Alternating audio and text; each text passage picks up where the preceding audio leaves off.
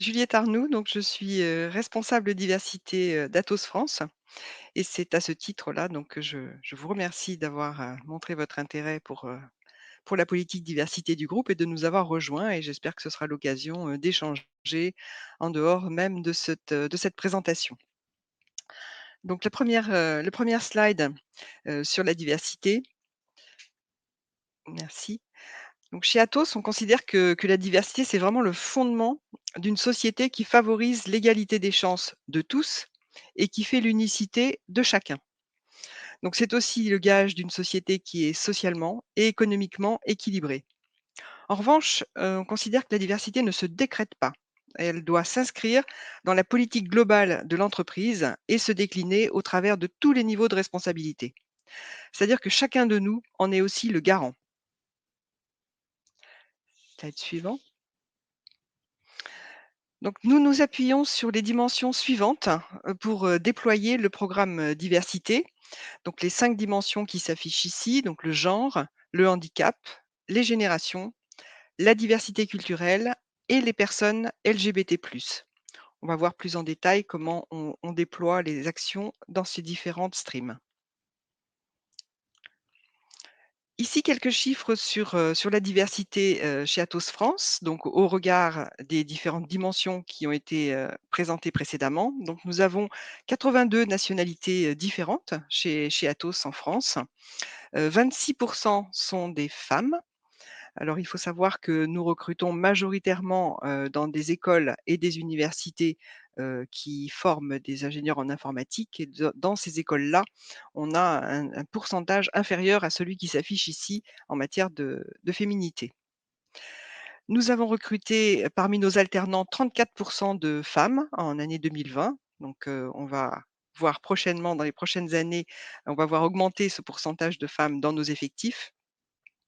Sous l'angle du handicap, on a 470 personnes qui nous ont transmis, leur notification administrative du statut de travailleur handicapé et sous l'angle des générations, donc 39 de nos salariés sont des seniors, donc plus de 50 ans. Pour déployer cette politique diversité, ce différent programme, on s'appuie sur des accords groupes. Donc le 1 dont je vais vous parler, c'est l'accord sur l'égalité professionnelle, femmes-hommes.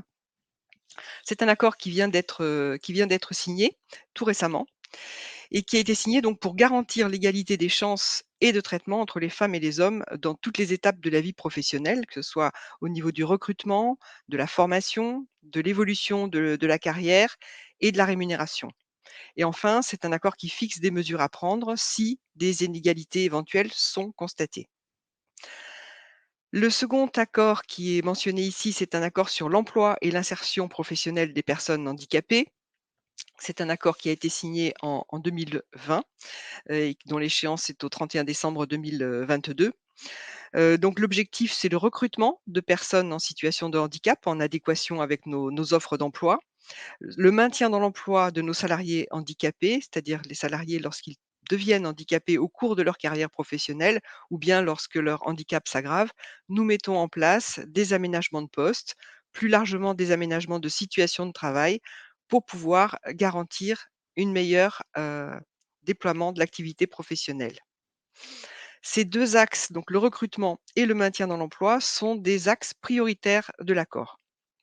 Nous avons également des actions en ce qui concerne la formation d'étudiants en situation de handicap. Donc Atos propose des stages et des contrats d'alternance dans ces différents métiers et des dispositifs spécifiques ont été mis en place pour que les étudiants en situation de handicap soient accompagnés tout au long de leur parcours, d'études supérieures.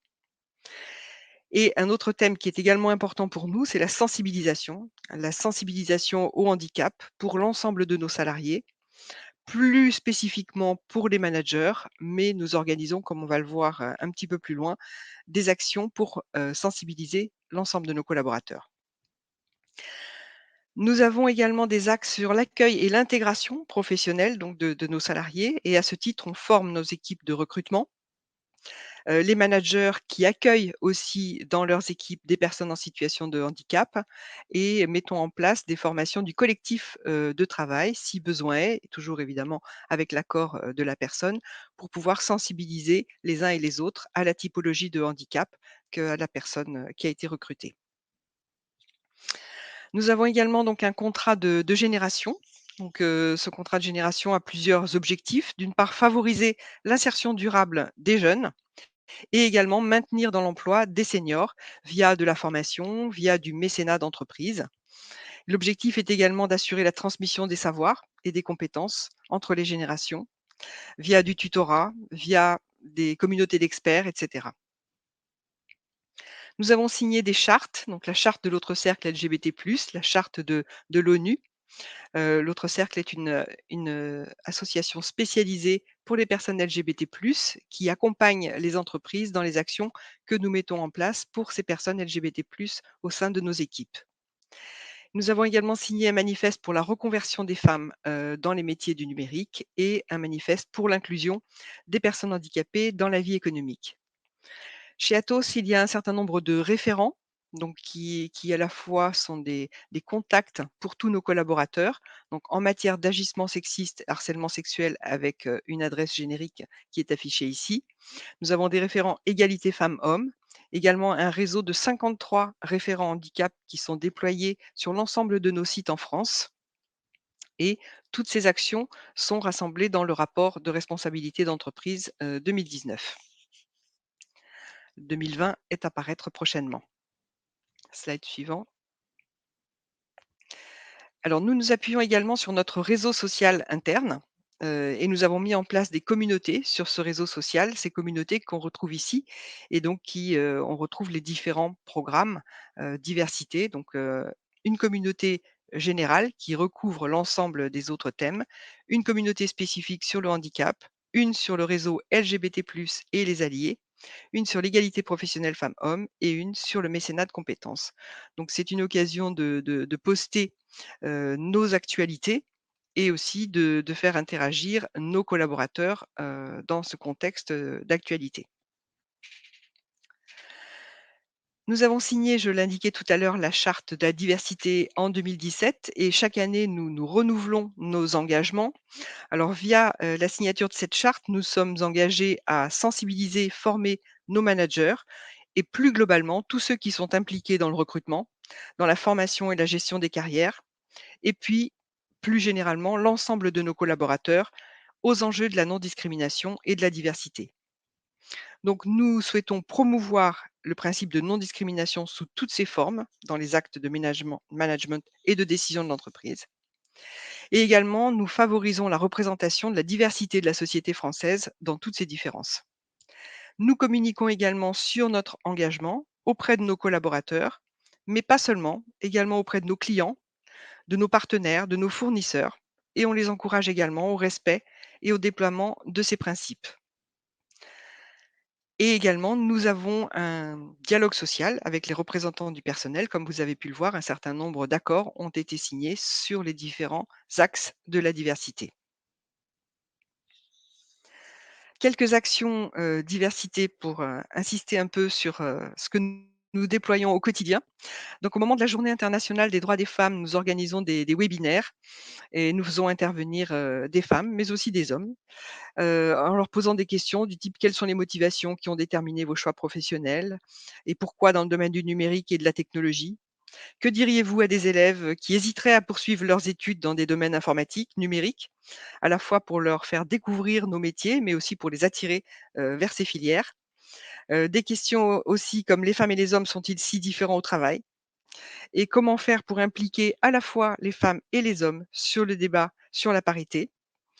Nous avons eu également un webinaire sur le cycle du formation au féminin marketing de soi, pour développer son leadership par la communication interpersonnelle. Donc des collaboratrices sont venues témoigner de leur parcours au sein de cette formation pilote qu'elles avaient suivie quelques semaines auparavant. Donc c'est une formation qui vise à encourager les femmes à se projeter vers des positions de leadership au sein d'Atos.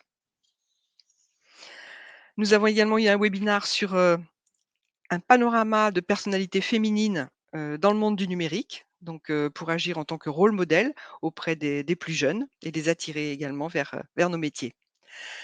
Nous organisons des webinaires au moment du Global Accessibility Awareness Day, qui est une journée consacrée à l'accessibilité numérique, qui est destinée à tous, puisque chacun de nous, c'est comme pour la diversité au sens large, nous sommes le garant de l'accessibilité numérique, puisque au quotidien, nous produisons des documents, que ce soit des documents Word, des applications, des présentations, et nous devons veiller à ce que tous nos documents soient accessibles. En termes d'événements, nous participons aux Assises de la parité, donc en 2020. Nous allons prochainement participer à celle de 2021, à la Marche des fiertés, donc avec la communauté LGBT+.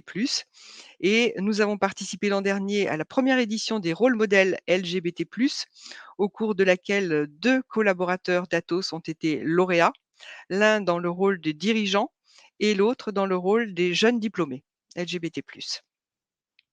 Les manifestes, je vous en ai dit un mot. Et en ce qui concerne le concours Handy Entrepreneur, il s'agit d'un concours qui est ouvert exclusivement aux entrepreneurs en situation de handicap qui ont créé leur entreprise.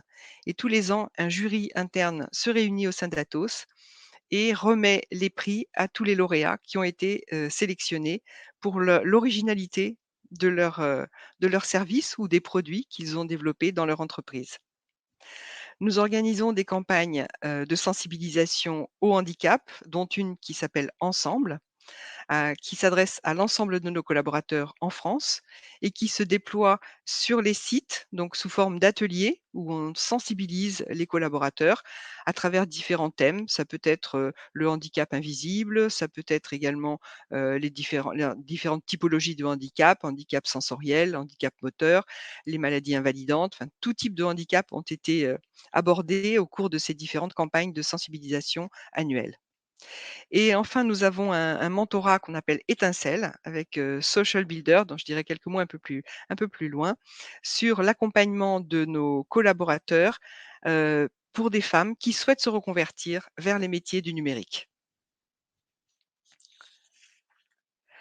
Nous avons mis en place un certain nombre de partenariats, il est important de déployer nos actions en interne, mais également en externe. Et notamment avec article 1, dont l'objectif est d'accompagner des jeunes issus de milieux défavorisés, vers, leur réussite, hein, et vers une insertion professionnelle. Et également l'association Arpège, donc qui est engagée, et qui accompagne des jeunes en situation de handicap tout au long de leur parcours professionnel. Donc nous avons dans ce contexte-là, nous avons fait appel à des collaborateurs chez Atos, pour qu'ils, s'inscrivent dans un contexte de mentorat au bénéfice d'étudiants et d'étudiantes en situation de handicap de l'université de Saclay, mais ça pourrait être déployé dans d'autres établissements. Et donc nous avons eu des professionnels d'Atos qui se sont portés, volontaires. Social Builder, donc c'est un de nos autres partenariats. Social Builder est une petite start-up, sociale qui s'investit pour accompagner les femmes dans leur reconversion professionnelle vers les métiers du numérique. Et dans ce contexte-là également, nous demandons à nos collaborateurs de s'investir pour accompagner, pour mentorer ces femmes dans, cette reconversion, du numérique. L'autre cercle, je vous en ai parlé, donc c'est un acteur, qui œuvre pour l'inclusion des personnes LGBT+ dans le monde professionnel. Donc nous avons plusieurs communautés LGBT+ sur notre réseau social interne et prochainement, nous allons participer à la seconde édition des rôles modèles LGBT+. Et All Positive, c'est un organisme de formation donc qui s'est spécialisé dans le développement professionnel et personnel des femmes qui souhaitent s'investir et être promues dans des fonctions de direction ou de plus grande expertise.